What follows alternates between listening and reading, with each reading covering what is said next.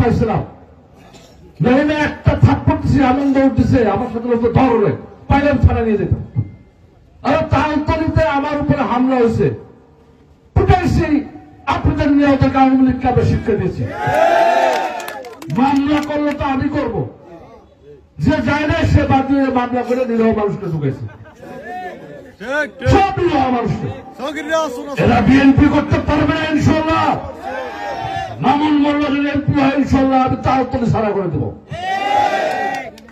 কোন ভূমিদস্যু, চাঁদাবাজ, ভূমি দখলকারীরা আস্থার হবে।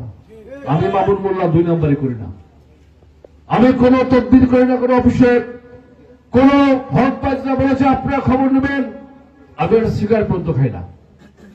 কোন অফিসে কোন ইলিগাল তদবির, টেন্ডার, কাজ বাদ আমি করি না। আমার বন্ধু পলাশ বলতে পারবে না, আমার কাছে রিকোয়েস্ট আসে, আমি করি না। চাষা একদিন ফোনে ধরাই দিচ্ছে একজনকে, আমি বলছি আইন অনুযায়ী চলে